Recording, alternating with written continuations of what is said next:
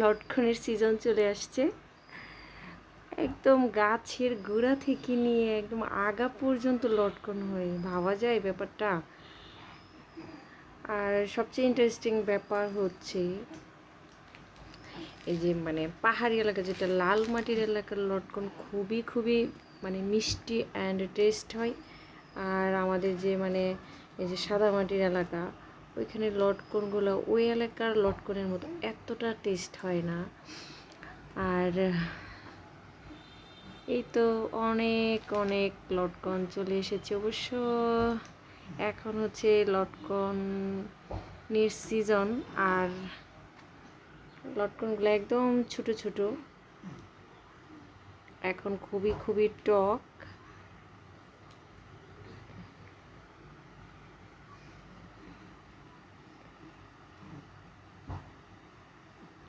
আমার কাছে লটকন বাগানে গেলে সেখানে হচ্ছে খাওয়ার চেয়ে মানে দেখাটা বেশি আনন্দদায়ক মনে হয়।